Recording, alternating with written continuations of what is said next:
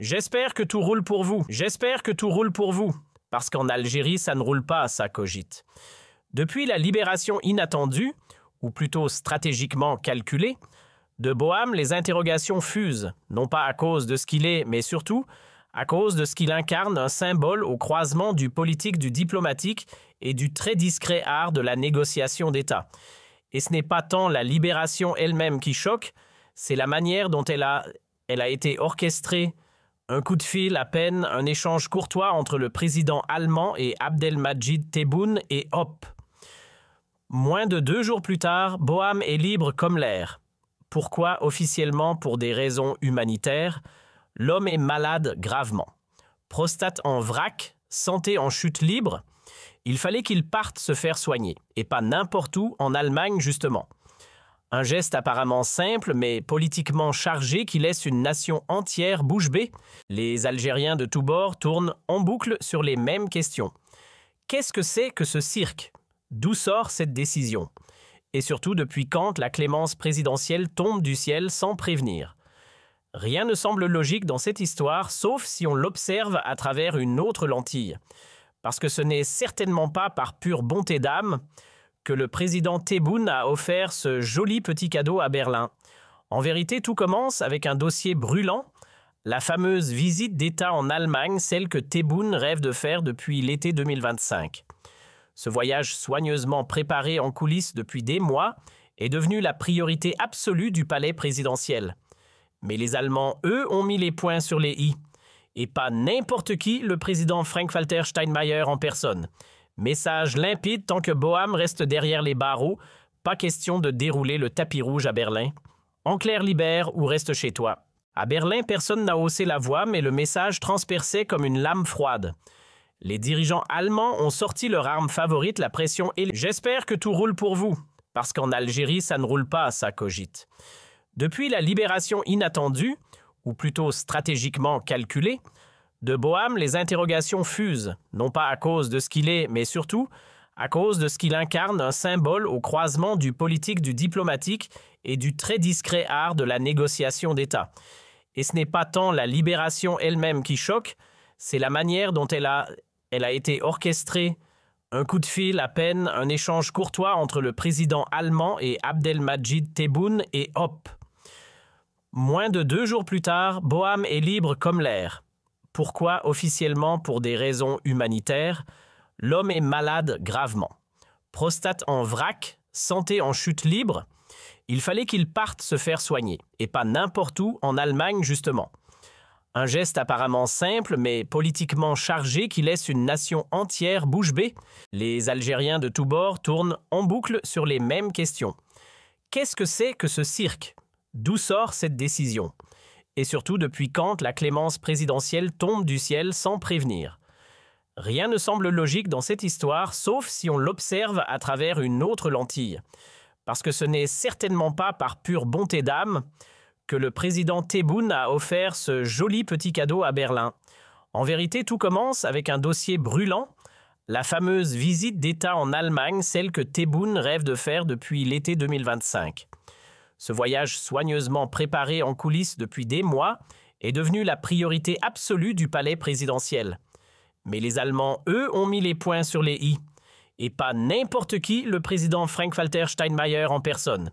Message limpide tant que Boham reste derrière les barreaux, pas question de dérouler le tapis rouge à Berlin. En clair, libère ou reste chez toi. À Berlin, personne n'a haussé la voix, mais le message transperçait comme une lame froide. Les dirigeants allemands ont sorti leur arme favorite, la pression élégante, celle qu'on appelle dans les couloirs feutrés de la diplomatie, la force subtile. Pas de cris, pas de menaces, pas de deal sous la table, juste une fermeté qui sourit poliment, tout en laissant comprendre qu'il n'y aura pas de discussion possible. Un mélange de douceur, de finesse et d'une rigidité impeccable, l'art allemand dans toute sa splendeur. Et au final, le fond du discours tenait en une phrase « Tant que Salle croupit derrière tes barreaux et qu'on le laisse dépérir sans soin inutile d'espérer poser un pied en Allemagne. » La règle était simple, presque mathématique, pas de libération, pas de visite d'État. Toute la mécanique du compromis entre Alger et Berlin tourne autour de cette vérité-là. Sans l'intégrer, impossible de saisir pourquoi Tebboune a soudain accepté de faire un geste que personne ne voyait venir. Tebboune avait fini par capter le message tant que Boham restait enfermé. Son rêve d'aller serrer des mains à Berlin resterait un mirage. La logique était implacable.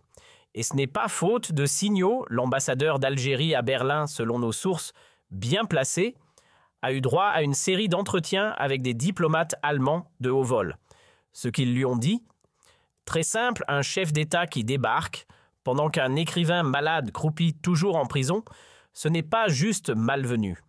C'est carrément inconcevable aux yeux de l'Allemagne. Pas de tapis rouge pour un président qui traîne un tel fardeau. En d'autres termes, Tebboune n'était pas persona grata. Et les Allemands, eux, savent comment faire passer ce genre de message sans éclat de voix. Là où d'autres hurlent ou menacent, eux murmurent avec froideur. C'est leur style calme, méthodique, presque glacial.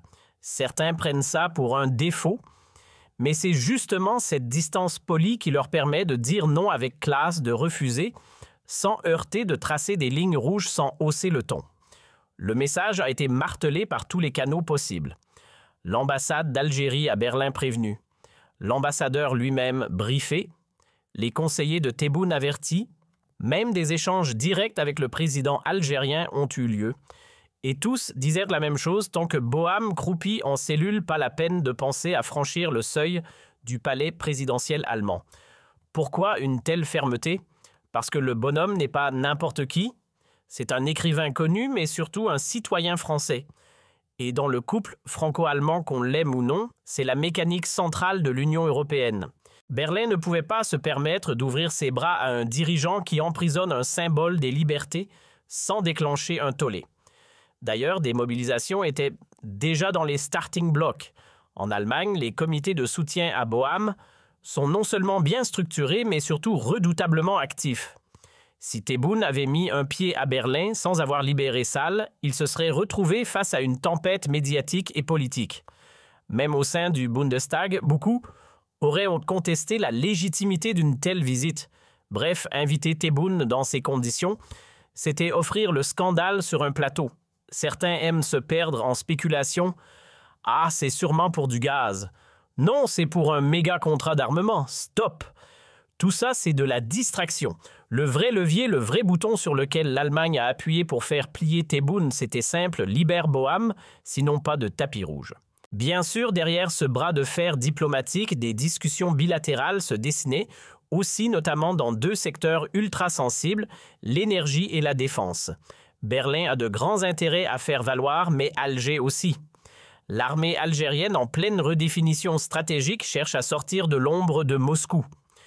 Depuis que la guerre en Ukraine a éclaté en 2022, la Russie est à bout de souffle, toute son industrie militaire est réquisitionnée pour l'effort de guerre. Résultat, zéro disponibilité pour les clients comme l'Algérie. Hormis quelques livraisons symboliques au compte-gouttes, la Russie ne peut plus honorer les gros contrats. Et Alger désormais ne veut plus être prisonnière d'un fournisseur aussi imprévisible.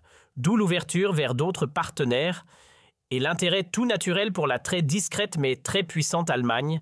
Et comme si le chaos ukrainien ne suffisait pas, voilà qu'une brise glaciale souffle aussi entre Alger et Moscou.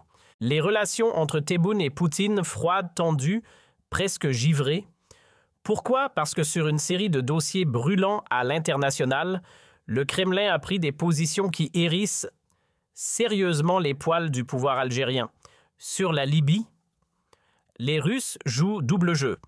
Sur l'élargissement des BRICS, des décisions sans concertation.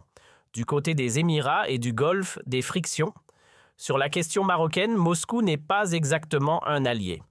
Et pour le Sahel, Mali, Niger, Burkina Faso, chacun avance ses pions en solo. Résultat, les intérêts d'Alger et ceux de Moscou se cognent de front. Face à cette dérive, Tebboune n'a pas eu le choix. Il a appelé Shengriha, l'a regardé dans les yeux et lui a dit « Il est temps de couper le cordon russe. » Fini l'époque où 90% des armes algériennes venaient du même fournisseur. Place à la diversification.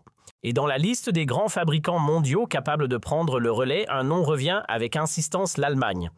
Discret, solide, très bien placé sur l'échiquier de l'industrie militaire. L'Algérie, dans sa quête de nouveaux partenaires, a bien jeté un œil vers Pékin. Mais très vite, l'enthousiasme s'est refroidi. Pourquoi? Parce que la Chine, même si elle vend de tout, a surtout trop de clients et pas assez de garanties. À Alger, on n'est pas naïf, on connaît la réputation des Chinois. Trop curieux, trop intrusifs et surtout trop friands de systèmes qu'ils peuvent ensuite détourner ou espionner. Ajoutez à ça un facteur décisif, les militaires algériens ne sont pas fans du Made in China. Le matériel ne les inspire pas confiance, ils ne sont ni formés à son usage, ni compatibles avec la doctrine militaire locale. C'est un peu comme essayer de brancher un câble USB-C dans une prise murale, ça ne marche pas. Deux visions de la guerre, deux écoles, deux mondes. Bref, Pékin n'a pas réussi à séduire Alger. Le courant n'est jamais passé, l'Algérie a bien tenté de faire son marché ailleurs. Elle continue d'acheter russe par habitude plus que par choix. Elle s'est aussi tournée vers la Chine, mais impossible de construire une autonomie stratégique avec du matériel qui inspire plus la méfiance que la maîtrise. Elle a frappé à la porte de l'Inde, tenté quelques approches avec la Corée du Sud, lorgné timidement vers l'Afrique du Sud, un fournisseur certes fidèle mais mineur. Et puis il y a l'Allemagne, une autre ligue, une industrie lourde, ultra performante, discrète mais puissante. Sur l'échiquier mondial, Berlin pèse près de 6% des exportations d'armement, ce n'est pas rien. Dans le classement des géants de la vente d'armes, l'Allemagne figure régulièrement dans le top 5 ou 6, aux côtés des mastodontes habituels États-Unis numéro 1 incontestable, la France en deuxième position sur la période 2020-2024, suivie par la Russie, la Chine et donc l'Allemagne. Et même si Alger discute aussi sérieusement avec l'Italie, autre acteur solide, c'est Berlin qui coche aujourd'hui toutes les cases du partenaire idéal. L'Italie, c'est bien, mais ça ne joue pas dans la même cour que l'Allemagne. Ce qui fait la différence, c'est la puissance technologique. Berlin possède des systèmes militaires aussi pointus, aussi performants et aussi dissuasifs que ceux des deux géants, les États-Unis et la Russie. Et ce n'est pas juste de la théorie selon plusieurs sources fiables. Près de 10% de l'arsenal de l'armée algérienne est déjà estampillé « Made in Germany ». Et ce chiffre, l'état-major algérien aimerait bien le voir grimper.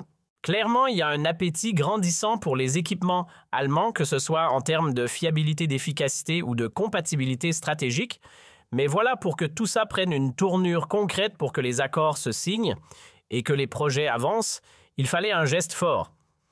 Et ce geste, c'est une visite officielle de Tebboune à Berlin.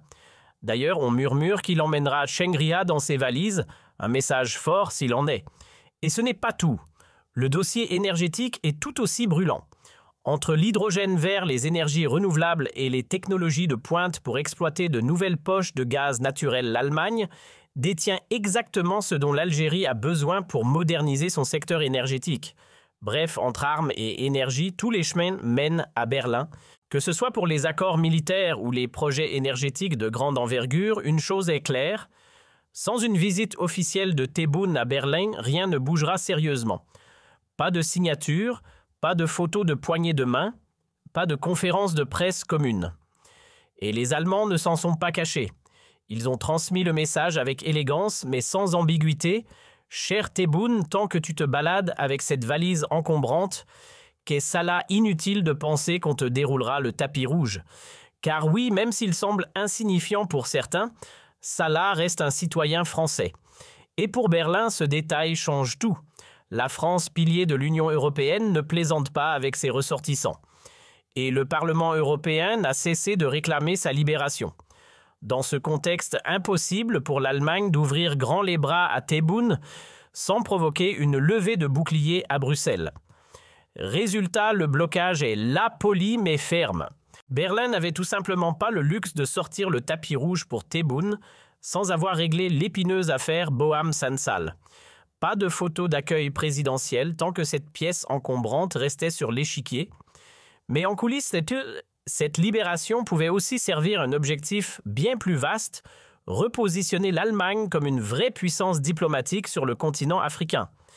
Car pendant que la France perd pied en Afrique, surtout dans le Sahel, à coups de crises, de départs précipités et de relations dégradées avec ses anciennes colonies, l'Allemagne voit une opportunité en or. Un vide à combler. Et pour Bruxelles, c'est clair, une Allemagne qui parle aux capitales africaines, qui comprend les enjeux, qui dispose d'un réseau discret, mais efficace, c'est une garantie de stabilité. En se présentant comme le médiateur européen sérieux, fiable et respecté surtout en Afrique du Nord, Berlin espère peser plus lourd dans les équilibres régionaux. L'Union européenne, elle en redemande. Une Allemagne influente, connectée au cercle du pouvoir africain, c'est stratégique pour sa sécurité, mais aussi pour protéger ses intérêts à long terme. Et Boham, dans tout ça, un pion qui valait bien un déplacement. Ce qu'il y avait vraiment au centre de la négociation autour de la libération de Boham, c'était bien plus qu'un simple geste humanitaire. Le vrai jackpot diplomatique, c'était la fameuse visite d'État de Tebboune à Berlin. Un rendez-vous que le président algérien attendait depuis longtemps et qui a enfin été officialisé à l'été 2025. Plus précisément, tout s'est joué le 29 juillet 2025. Ce jour-là, Tebboune reçoit un appel très stratégique de son homologue allemand Frank-Walter Steinmeier. Au bout du fil, une invitation en bonne et due forme. Monsieur le Président, on vous attend en Allemagne pour discuter sérieux, coopération bilatérale, relance diplomatique et partenariat global. Dans la foulée, les deux présidences, celle d'Alger et celle de Berlin, publient un communiqué commun confirmant la nouvelle. C'était la première fois que ce projet longtemps resté discret dans les coulisses devenait public, et cette annonce marquait le vrai point de départ d'un compte à rebours où la libération de Boham allait devenir la clé de voûte. Un mois plus tard, le 26 août 2025, c'est Tebboune lui-même qui brise enfin le silence. Il annonce publiquement qu'il compte bien se rendre en Allemagne pour une visite officielle. Mais il y a un hic, aucune date n'est fixée. On parle vaguement de fin 2025 ou début 2026, comme si le calendrier avait décidé de prendre son temps. Mais derrière ce flou artistique se cache une réalité bien plus politique. Les négociations autour de la libération de Boham Sensal étaient toujours en cours. Et les Allemands, eux, jouaient carte sur table. Tant que Tebboune ne faisait pas un geste clair, concret, officiel, bref, tant que Boham restait en cellule Berlin, refusait catégoriquement de caler une date. Pas de libération, pas de validation. Une règle simple mais implacable que le président algérien avait fini par comprendre à ses dépens dès les premiers jours de septembre. À partir de novembre, tout s'est emballé. Pourquoi? Parce que Tebboune a senti le vide diplomatique se refermer sur lui comme une porte blindée. Sur la scène internationale, ça sentait sérieusement le roussi. À l'ONU, il vient de prendre un sacré revers, une résolution très clairement en faveur du Maroc, un coup de massue pour son discours passionné et musclé sur le Sahara occidental. Mais ce n'était que le début. Quelques semaines plus tôt, en octobre 2025, Alger s'est retrouvé totalement à l'écart des pourparlers sur la paix en Palestine. Aucune chaise pour Tebboune à cette table-là. Et que dire du sommet de l'ATF à Alger en septembre, un événement censé être panafricain, mais qui a viré au désert diplomatique. À part quelques présidents discrets comme ceux du Zimbabwe, du Mozambique, du Tchad, de la Mauritanie. Et bien sûr, Brahim Ghali du Polisario, puisque le Sahara occidental n'est reconnu par personne sauf Tebboune. Le casting était d'une pauvreté affligeante. Même le président tunisien a fini par se pointer. Mais pour le reste, silence radio. Aucun poids lourd africain, aucun leader influent n'a pris la peine de venir. Bref, plus personne ne prend Tebboune au sérieux. Il parle, mais personne n'écoute. Il tend la main, mais personne ne la serre. Pendant que les grands de ce monde échangent des poignées de main et des visites d'État en grande pompe, Tebboune lui doit se contenter de coups de fil polis, et encore quand on daigne répondre. Pourquoi un tel désintérêt? Parce qu'à l'international, son nom fait plutôt penser à un panneau danger qu'à un tapis rouge.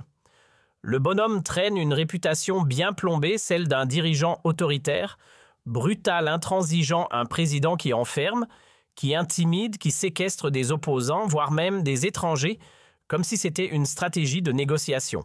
Ajoutez à ça ses relations explosives avec des voisins clés, Émirats arabes unis, Maroc, et on en passe. Sans parler de ses clashs à répétition avec des pays comme la France ou l'Espagne. Bref, avec un tel pedigree, difficile d'attirer des partenaires sérieux. Dans les coulisses diplomatiques, on le dit infréquentable. Pas un mot flatteur, pas une main tendue. Il est vu comme un facteur de tension, pas comme un acteur de paix. Et quand on regarde son carnet de voyage, c'est simple, aucune capitale occidentale majeure n'a daigné lui dérouler le tapis rouge. Résultat, le président algérien tourne en rond, seul sur la scène internationale. Depuis qu'il a posé ses valises au palais d'El Mouradia, notre président globe-trotter a enchaîné les escales diplomatiques, mais toujours loin des grandes ligues. 2020 petit crochet au Koweït et en Arabie Saoudite, en 2021 halte en Tunisie, le voisin qu'on ne peut pas éviter. 2022 trio gagnant Égypte, Qatar, Turquie. En 2023 direction la Russie et la Chine, mais ça c'était encore à l'époque où il lui souriait. Même la Slovénie s'est glissée dans l'agenda, tout comme le Vatican, vite visité en marge d'un nouveau détour, en Italie. L'Italie, justement, est l'unique pays occidental d'envergure qui lui a roulé 2 fois le tapis rouge en 2022 puis en 2025. Oui, 2 fois. Les autres, grands silence radio. À part Rome, le reste du G20 semble faire la sourde oreille. Depuis qu'il a entamé son second mandat, pas une seule capitale majeure ne lui a ouvert ses portes. La Chine et la Russie, pourtant autrefois enthousiastes, ont depuis plié bagages diplomatiques. À peine avaient-ils quitté Pékin et Moscou qu'ils investissaient déjà chez les voisins Égypte, Nigeria, Angola, Maroc, Libye. Bref, partout sauf chez lui. Leur message est limpide, merci mais non merci. Résultat, Tebboune regarde passer les caravanes pendant que l'Algérie, elle rate les rendez-vous du siècle. Pour se sortir du trou diplomatique dans lequel il s'était enfoncé, ou plutôt qu'il avait creusé lui-même à la pelle, Tebboune n'avait qu'une idée en tête, offrir un lifting de luxe à son second mandat arraché dans des circonstances, comment dire, troublantes, non carrément rocambolesques. Opposants, muselés, journalistes, bâillonnés, urnes, trafiqués comme un vieux jeu de magie et des taux de participation dignes d'un roman de science-fiction. Il fallait bien trouver un coup d'éclat pour redorer tout ça. Et quoi de mieux qu'un voyage en grande pompe, une visite d'État dans une nation respectable, influente, puissante, qui pourrait faire oublier les coulisses pas très nettes du pouvoir, et dans cette quête de réhabilitation, seul un pays semblait encore prêt à lui ouvrir les bras, l'Allemagne. Pourquoi? Parce que pour lui, Berlin n'est pas qu'une capitale politique, c'est presque une adresse de cœur. C'est là qu'il s'est soigné, là qu'on lui a littéralement sauvé la mise en 2020 et 2021. Un lien personnel presque intime. Alors forcément, c'est vers elle qu'il se tourne. Et puis au-delà du sentiment, il y a les raisons plus terre-à-terre, la sécurité, les contrats, le gaz, l'armement. En clair, des intérêts communs qui forcent à rester poli, même quand on n'a pas très envie. Le régime de Tebboune court littéralement après un nouveau fournisseur d'armes, comme on court après un verre d'eau dans le désert. L'Italie, oui, elle vend des flingues, elle fournit du matériel, mais dès qu'on parle de haute technologie, de systèmes ultra sophistiqués, elle est hors jeu, trop limitée. Alors il ne reste qu'une option sérieuse sur la table, l'Allemagne. C'est elle qui détient les clés des équipements de pointe, c'est elle qui peut offrir un second souffle à l'arsenal algérien, c'est elle qui peut briser cette dépendance suffocante. Et pendant que l'Algérie cherche désespérément un plan B, son voisin, son adversaire juré, le Maroc empile les cartes maîtresses. Car pour Alger-Rabat, ce n'est pas juste une nation voisine, c'est l'ennemi par excellence. Et ce Maroc ennemi n'est pas seul, il bénéficie du parapluie stratégique de Washington et du bras armé de Tel Aviv. 2 alliés de poids qui arment, entraînent, soutiennent, pendant que l'Algérie, elle rame encore à chercher un fournisseur fiable. En fin de compte, notre cher Abdaj Tebbouna a fini par mettre les pièces du puzzle dans le bon ordre. Il a compris que si un jour il veut être accueilli avec les honneurs en Allemagne, si un jour il espère décrocher la signature de ces fameux accords juteux, qu'ils soient militaires ou économiques, il va falloir sacrifier quelque chose. Et ce quelque chose, c'était évidemment le bonhomme. C'est donc en novembre 2025, à mi-parcours du mois, qu'il boucle enfin un deal avec la présidence allemande. On libère Salah et on lui déroule un couloir direction Berlin. Un aller simple pour l'oxygène loin des cellules. Bien sûr, il y avait d'autres ingrédients dans la tambouille diplomatique, la pression du Vatican, les coups de fil insistants venus de Paris, la nécessité pressante de rafistoler les relations déglinguées avec la France. D'ailleurs, c'est par l'intermédiaire